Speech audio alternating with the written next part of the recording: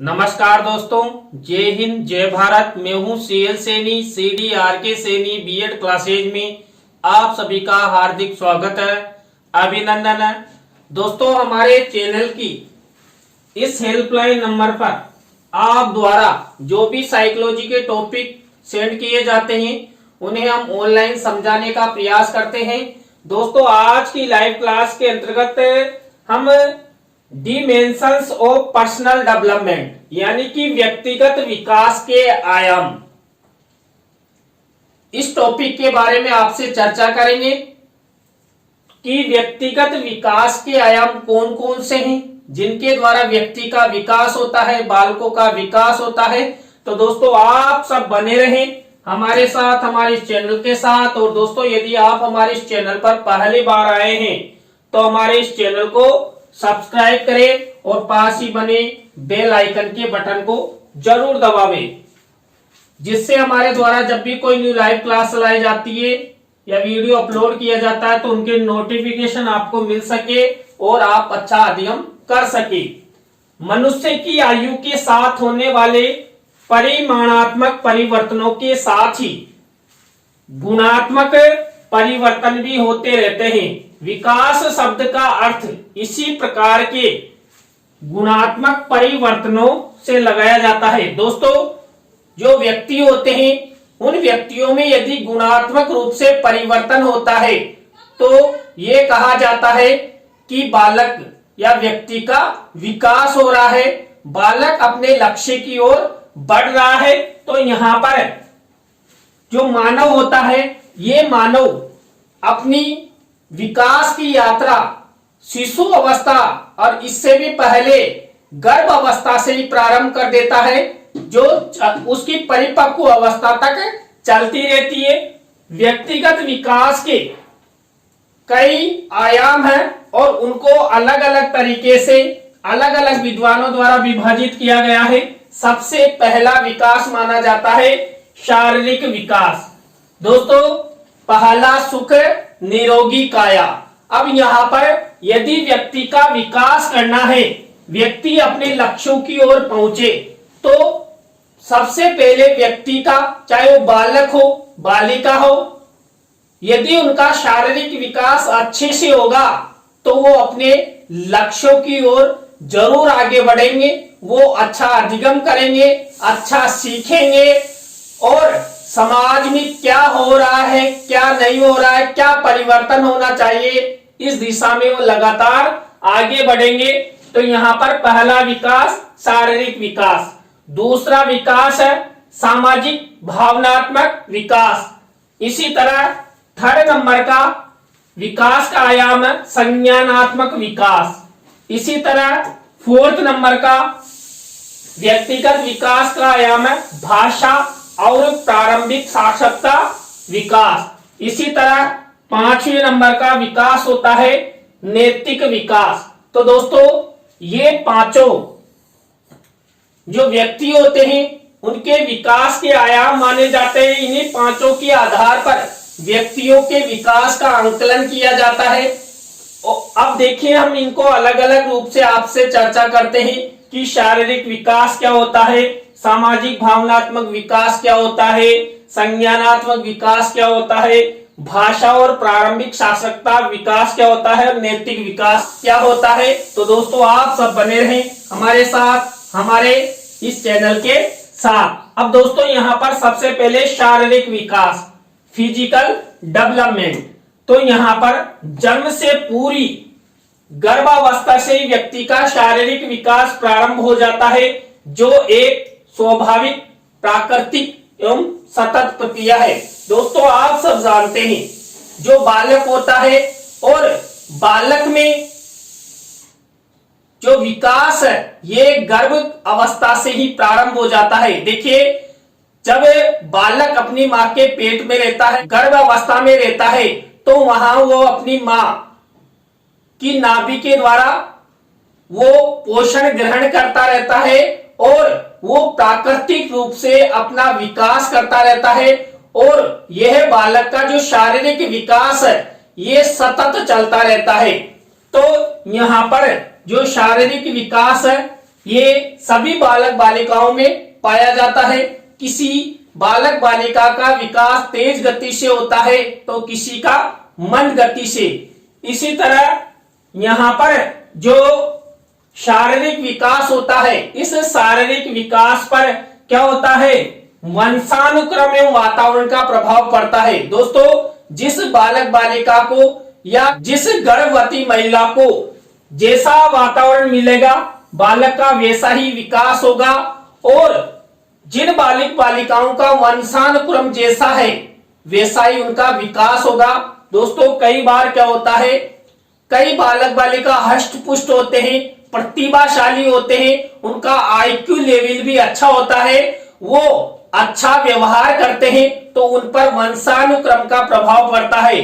और कई बालक बालिका मान लीजिए अच्छा वातावरण में नहीं रहते हैं तो उनका विकास अच्छे से नहीं हो पाता। इसलिए बालक के शारीरिक विकास में वंशानुक्रम और वातावरण का प्रभाव जरूर दिखाई देता है। जीवन की विभिन्न अवस्थाओं में मनुष्य के शारीरिक विकास में मुख्य रूप से यहाँ पर देखिए, हम आगे आपको बताएंगे कि जो मनुष्य का शारीरिक विकास होता है, व्यक्ति का शारीरिक विकास होता है, उनकी विभिन्न अवस्थाओं में क्या क्या बदलाव देखने को मिलते हैं। तो दोस्तों, आप सब बने रहें हमारे साथ, हमारे इस चैनल के साथ। दोस्तों, यहाँ पर देखिए, जब बालक का जन्म होता है, जन्म के बाद वो शैशवावस्था में आता है, तो शैशवावस्था में क्या क्या होता है, जन्म के समय तथा संपूर्ण शैशवावस्था में बालक का भार बालिका के भार की तुलना में अधिक होता है। दोस्तों, जब बालक का जन्म होता है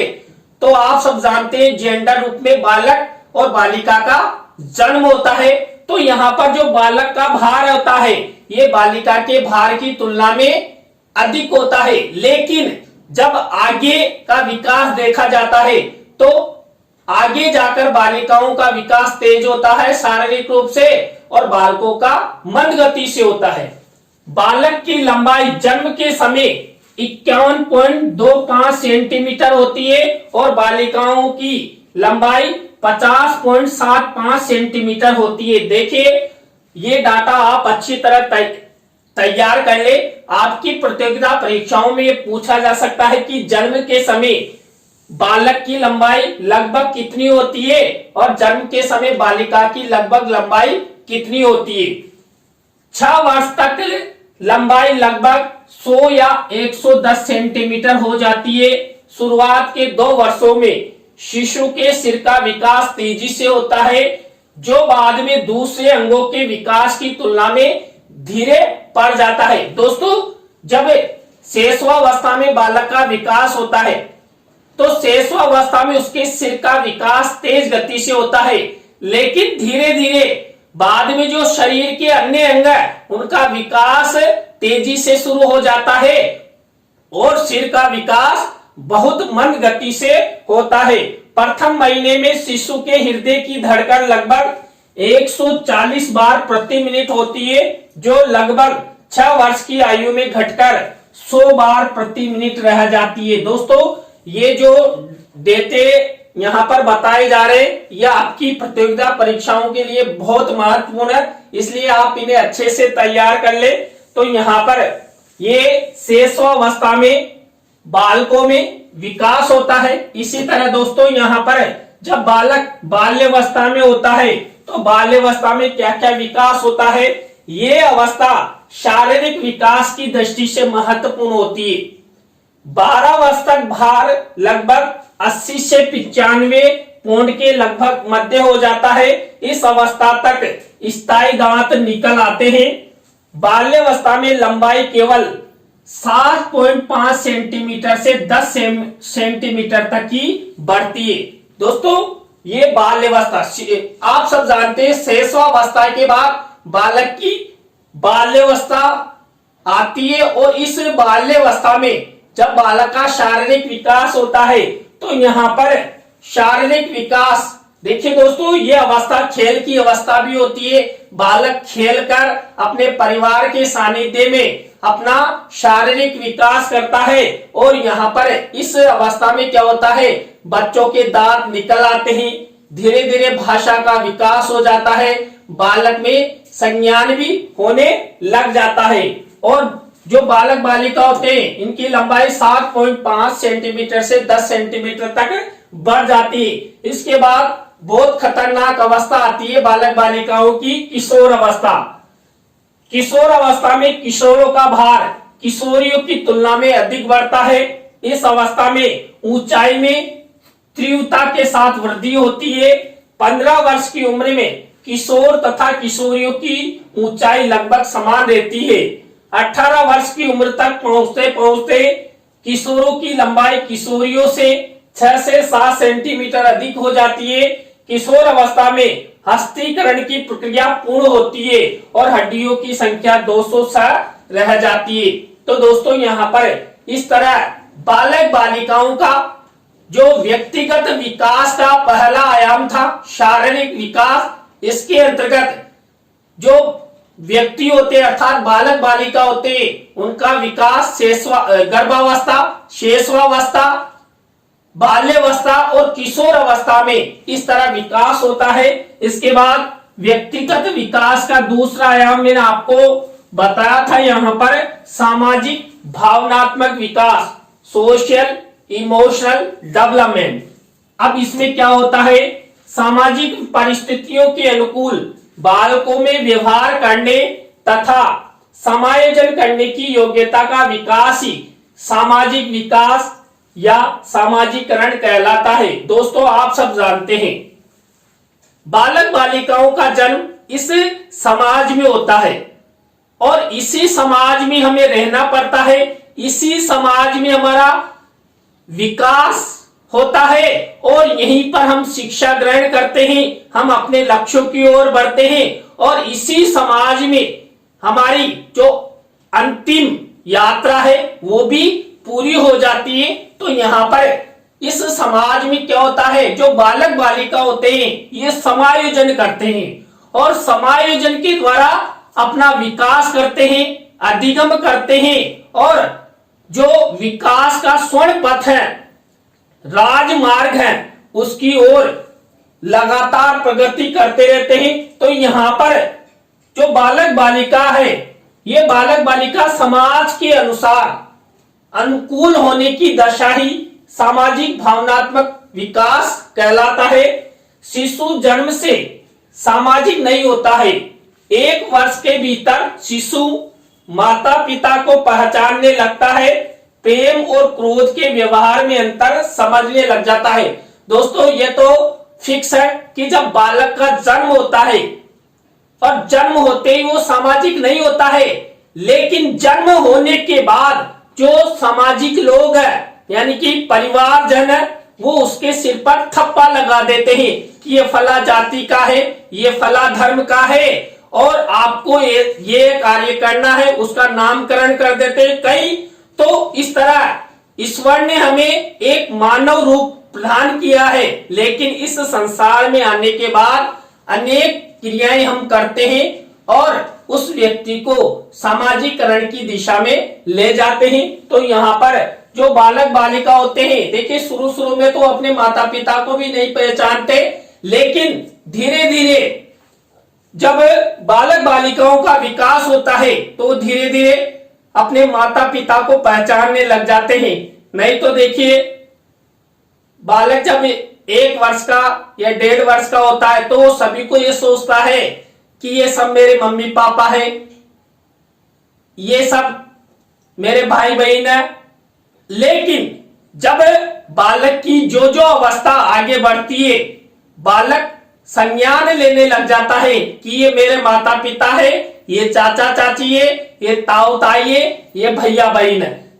तो इस तरह बालक में धीरे धीरे यहाँ पर जो सामाजिकरण की प्रक्रिया के अंतर्गत बालक समझने लग जाता है और अपना व्यवहार परिवर्तन करने लग जाता है। बालक प्रेम और क्रोध को भी सीखने लग जाता है कि किस तरह बहाना बनाना है।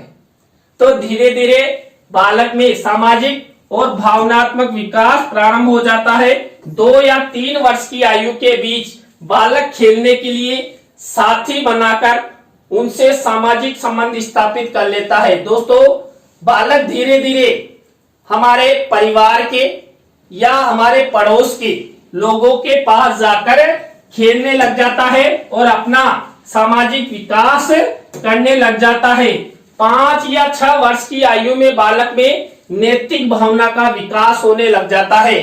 5-6 वर्ष का बालक, मान लीजिए घर पर कोई अतिथि आता है या अपने से बड़ा होता है, उनका वो सम्मान करने लग जाता है, चरण स्पर्श करने लग जाता है। तो इस तरह बालक में सामाजिक भावनात्मक विकास हो जाता है। बाल्यावस्था में नए वातावरण से अनुकूलन करना, वो समूह बनाकर या समूह में शामिल होकर सामाजिक गुणों का विकास करता है। दोस्तों, आप सब जानते हैं बालक की जो बाल्यावस्था है ये खेल की अवस्था होती है। खेल की अवस्था में वो हम उम्र के बच्चों के साथ खेलता है और आपस में उनसे समायोजन करता है। उनके द्वारा जो आपस में चर्चा की जाती है, बातचीत की जाती है, उनको ग्रहण करता है और धीरे धीरे वो सामाजिक प्राणी बनता हुआ समाज के रीति रिवाज धीरे धीरे उसके मस्तिष्क में स्थायित्व रूप से निवास करने लग जाते हैं। किशोर अवस्था में मित्रता की भावना का समुचित विकास हो जाता है। दोस्तों, यहाँ पर जो बालक बालिका का विकास, जो सामाजिक और भावनात्मक विकास चलता है, किशोर अवस्था तक आते आते बालक बालिकाओं में मित्रता की भावना का विकास हो जाता है। इस अवस्था में समूह का निर्माण, उद्देश्य, पिकनिक, सिनेमा देखना, नृत्य, संगीत द्वारा सामाजिक विकास होने लग जाता है। कौन सी अवस्था में? किशोर अवस्था में। किस आयाम के अंतर्गत? सामाजिक भावनात्मक विकास के अंतर्गत। इसी तरह अब व्यक्तिगत विकास का 3rd नंबर का आयाम होता है संज्ञानात्मक विकास, कॉग्निटिव डेवलपमेंट। अब यहाँ पर कॉग्निटिव डेवलपमेंट में क्या होता है? संज्ञान का अर्थ होता है देखना, अवबोधन करना, समझना, अंतर्निहित करना अथवा जानना। दोस्तों, यहाँ पर जब बालक में संज्ञान विकसित हो जाता है, अर्थात किसी भी पदार्थ, किसी भी वस्तु या अपने से सामने वाला कोई भी व्यक्ति है, उसको वो समझने लग जाता है, उसके बारे में जानने लग जाता है, तो वही हमारा संज्ञान है। और संज्ञान के बारे में मैंने 2 या 3 वीडियो पहले ही अपलोड कर दिए हैं। इस प्रकार संज्ञानात्मक विकास का तात्पर्य होगा जानने की वृद्धि तथा क्षमता, समय अनुसार समझना और अवबोधन करना, जो कि परिपक्वता तथा वातावरण के साथ अंतरक्रिया करने से सुसाध्य होता है। इसी तरह दोस्तों, जो बालक होते हैं ये अपना विकास करते रहते हैं और आगे बढ़ते रहते हैं। बालकों में जो जो संज्ञान विकसित होती है, बालक वैसे ही अपना विकास करने लग जाता है। संज्ञान में मानसिक प्रतिमानों की संरचना करने की योग्यता समाहित है, जिसमें विचार, तर्क, स्मृति और भाषा की भूमिका है। दोस्तों, बालक में जब संज्ञान विकसित होता है, समझ विकसित होती है, तो बालक ये सीखने लग जाता है कि मुझे किस तरह बोलना चाहिए, हमारे सामने कोई बड़ा व्यक्ति है तो उसके साथ कैसा व्यवहार करना है, कौन सी वस्तु के बारे में क्या कहना है, मम्मी पापा से किस तरह बात करनी है, किस तरह हमें तर्क करना है, किस तरह के हमारे विचार होने चाहिए। ये सब बालक के विकास में, संज्ञानात्मक विकास में सहयोग करते हैं। प्रत्येक व्यक्ति का उसकी प्रेक्षण करने की विशिष्ट रीति के अनुसार उसका खुद का विशिष्ट प्रतिमान होता है। दोस्तों, जो बालक होते हैं, बालक में जितना अच्छा संज्ञानात्मक विकास होगा, बालक में वैसी प्रेक्षण शक्तियों का विकास होगा। बालक अन्य व्यक्तियों के साथ किस तरह समायोजन करेगा, किस तरह उनसे बातचीत करेगा और अपनी ओर मन मोह लेगा, तो ये संज्ञानात्मक विकास पर डिपेंड करता है। यही एक तरीका है जिससे सीखने वाला अपने चारों ओर के वातावरण के बारे में सीखता है। दोस्तों, संज्ञानात्मक विकास के अंतर्गत बालक अपने चारों ओर के वातावरण अर्थात इस पर्यावरण से अधिगम करता है और अपना विकास करता है, क्योंकि यहाँ पर बालक शैशवावस्था में तो अपने माता पिता के पास रहता है, बाल्य अवस्था में वो धीरे धीरे समाज में जाने लग जाता है और किशोर अवस्था में वो अपने आप को स्वतंत्रता चाहता हुआ वो अपने आप भ्रमण करता है और समाज के लोगों से मिलता है, इस वातावरण में क्या हो रहा है उसके बारे में वो जानकारी हासिल करता है और अपना विकास करता रहता है। इसी तरह दोस्तों यहाँ पर व्यक्तिगत विकास का नेक्स्ट आयाम है भाषा और प्रारंभिक साक्षरता विकास। यहाँ पर लगभग सभी लोग एक ही तरीके से अपनी अपनी भाषा का विकास करते हैं। दोस्तों मान लीजिए कोई हिंदी पढ़ रहा है तो हिंदी की जो लिपि है उसको उसी तरीके से पढ़ना होगा और उसी के अनुसार भाषा का अध्ययन करना होगा। यह बात अलग है कि भाषा विकास की गति हर एक की भिन्न भिन्न होती है। दोस्तों लैंग्वेज तो एक रहेगी क्योंकि वो बदल नहीं सकती, क्योंकि हिंदी की लिपि देवनागरी लिपि है, लेकिन भाषा सीखने की गति अलग अलग हो सकती है। कोई बालक भाषा को तेज गति से सीखेगा, कोई बालक मंद गति से सीखेगा। तो मान लीजिए यदि सीखना तेज गति या मंद गति से हो रहा है तो वैसे ही बालक में क्या होगा, भाषाई विकास होगा। और जिस बालक बालिका का भाषाई विकास अच्छा होता है वो अच्छे प्रतिभाशाली बनते हैं, अच्छी उनमें संज्ञानात्मक बुद्धि होती है, संज्ञानात्मक विकास उनके साथ जुड़ा हुआ रहता है और वो बालक शीघ्र ही समाज में अपने लक्ष्य प्राप्त करते हैं। यह माना जा सकता है कि भाषा सीखने की प्रक्रिया का अभिन्न अंग है। आसपास का वातावरण, प्रकृति, चीजों व लोगों से कार्यों, भाषा दोनों के माध्यम से संवाद स्थापित करना है। दोस्तों हम अपनी भाषा के द्वारा ही इस वातावरण में क्या हो रहा है इसके बारे में हमें ज्ञान मिलता है, हम उनके बारे में जानने की कोशिश करते हैं। देखिए हम भाषा का विकास, हम भाषा बोलेंगे, संप्रेषण करेंगे, तभी तो हम दूसरे व्यक्ति से पूछ सकते हैं कि इस वस्तु के बारे में इसकी क्या विशेषता है, ये कहां से आई, किसने बनाई।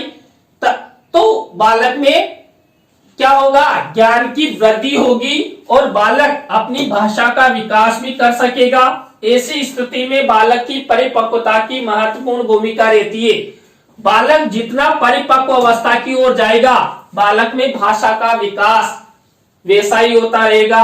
भाषा के विभिन्न अंश और उसके प्रयोग के तरीके बहुत हद तक अनुभव पर निर्भर होते हैं। दोस्तों यहाँ पर जिस बालक बालिका को जितना अनुभव मिलेगा बालक में उतना ही भाषा का विकास होगा और बालक आगे बढ़ता चला जाएगा।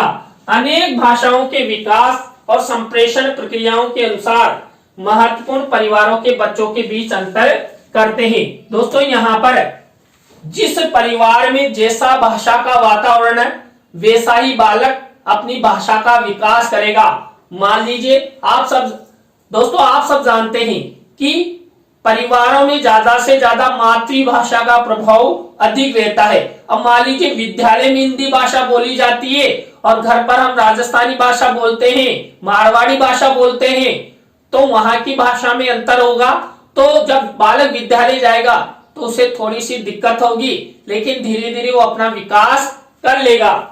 ऐसे परिवार वे होते हैं जहां संप्रेषण अधिक सीमित होता है और जहां बच्चों की बात बहुत कम सुनी जाती है और उन पर कमी ध्यान दिया जाता है। दोस्तों परिवार में बालक बालिकाओं के साथ जितनी अच्छी बात की जाएगी, जितनी अधिक बातचीत की जाएगी, वैसे वैसे ही बालक में भाषा का विकास होगा।